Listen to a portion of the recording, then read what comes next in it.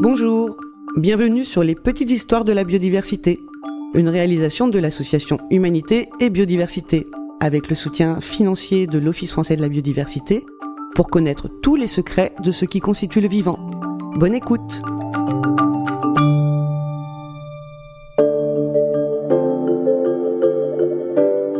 Chers amis et chères amies de la biodiversité,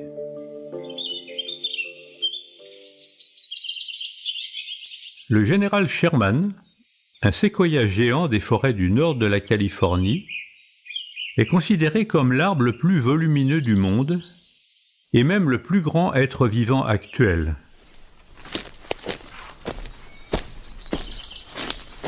Il mesure 84 mètres de haut, l'équivalent d'un immeuble de 30 étages, et il faut 20 personnes se tenant par la main pour enserrer son tronc. Avec un poids estimé à 2100 tonnes, il laisse loin derrière lui les 150 tonnes de notre baleine bleue, le plus grand animal actuel. Cependant, en termes de hauteur, une espèce voisine, le séquoia à feuilles d'if, également présente en Californie, plus près de la côte du Pacifique, supplante largement ces séquoias géants. On recense aujourd'hui une cinquantaine de ces arbres dépassant 100 mètres de haut. Et, en 2006, le record absolu a été battu par la découverte d'un arbre atteignant 116 mètres. Pour le protéger, sa localisation précise est tenue secrète. Il a été nommé Hyperion, du nom d'un des titans de la mythologie grecque, moins connu que son collègue Atlas, qui, selon ce mythe, porte sur ses épaules notre globe terrestre.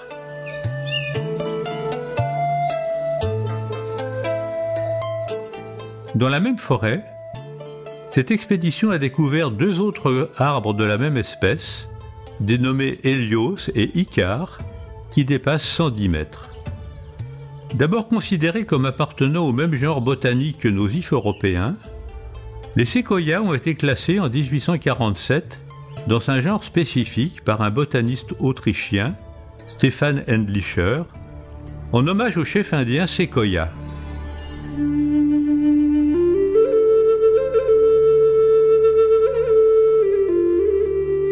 Celui-ci créa, au début du XIXe siècle, un alphabet de la nation Cherokee de 86 symboles permettant d'écrire cette langue. Cet alphabet fut utilisé notamment pour produire, en 1828, le Cherokee Phoenix, premier journal des États-Unis en langue amérindienne. Ces séquoias à feuilles d'if partagent actuellement le podium des espèces pouvant atteindre 100 mètres de hauteur avec au moins 3 autres arbres dans le monde. Ménara, un arbre à fleurs de la forêt de Bornéo, découvert en 2018 et cousin de nos tilleuls. Centurion, un eucalyptus d'Australie découvert en 2008. Et enfin, un cyprès mesuré tout récemment, en 2023, par laser, dans un parc national de l'ouest de la Chine. Cette utilisation du laser permet de mesurer précisément la hauteur des arbres en les survolant et nous réservera sans doute de nouvelles surprises. L'âge du général Sherman est estimé à 2200 ans, et ces séquoias géants peuvent dépasser 3000 ans. L'un d'entre eux, dénommé le Président et âgé de 3200 ans, a fait l'objet en 2012 d'une expédition d'une équipe de photographes pour en fournir une image complète à partir de 126 photographies partielles qui ont nécessité 1 mois de travail. Vous pouvez découvrir cette impressionnante image sur Internet.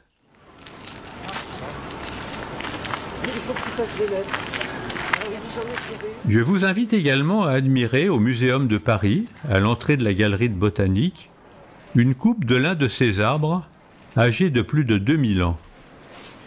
Son diamètre est de 2,70 m et elle a été offerte à la France en 1927 avec ce message: la Légion américaine, section de Californie, offre aux anciens combattants français de la Grande Guerre ce témoignage d'estime et de camaraderie. Des plaques de cuivre sur ces cernes indiquent diverses dates célèbres de l'histoire que cet arbre a traversées depuis sa naissance.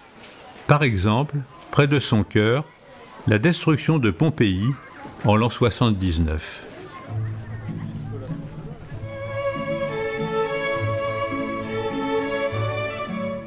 Au XIXe siècle, les forêts de séquoias ont été intensivement exploitées, en particulier pour fournir des traverses de chemin de fer, mais aussi pour des usages plus futiles. Une photographie ancienne montre un bal d'une trentaine de personnes endimanchées, se tenant sur la souche d'un arbre abattu. On estime ainsi qu'il ne reste aujourd'hui qu'environ 5% des forêts de séquoias présentes avant la colonisation de l'Amérique du Nord. L'un de ces arbres, le Discovery Tree, abattu en 1853, est d'ailleurs un symbole de la prise de conscience de la nécessité de préserver ces géants. Il mesurait 91 mètres de haut et le naturaliste John Muir, un pionnier de la protection de la nature, s'exclama « Les Vandales dansèrent sur sa souche ». Il s'agissait peut-être du bal que nous venons d'évoquer.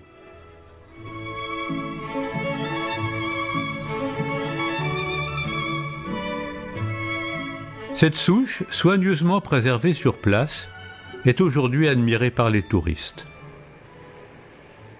Si ces séquoias sont des géants dans le ciel, ce sont des nains dans le sol. Leurs racines ne s'enfoncent pas au-delà d'1 mètre, alors que celles de leurs cousins, les ifs européens, peuvent descendre à plus de 5 mètres. Les séquoias doivent donc s'ancrer par un réseau de racines superficielles qui peut s'étendre jusqu'à 40 mètres du tronc. De nombreux fossiles attestent que les séquoias étaient présents en Europe avant les glaciations, mais celles-ci les ont fait disparaître. Ils ont été réintroduits à partir de 1853, en particulier comme arbres d'ornement, dans divers parcs et jardins, mais ils sont encore jeunes.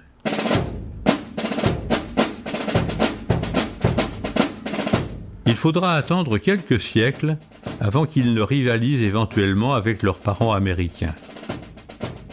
Le plus haut connu en Europe se trouve dans la forêt de Ribeauvillé dans les Vosges. Planté en 1856 pour célébrer la naissance du fils de Napoléon III, il atteint déjà la hauteur respectable de 58 mètres.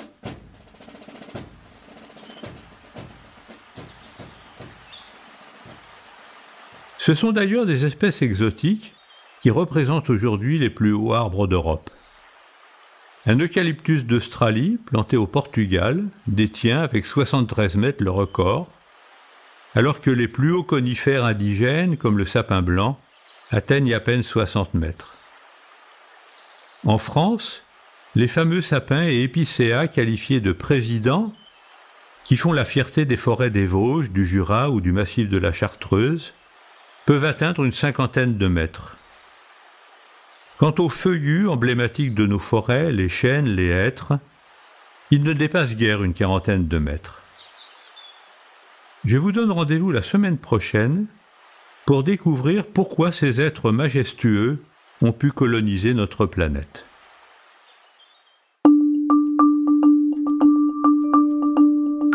Merci pour votre écoute et rendez-vous la semaine prochaine pour un nouvel épisode.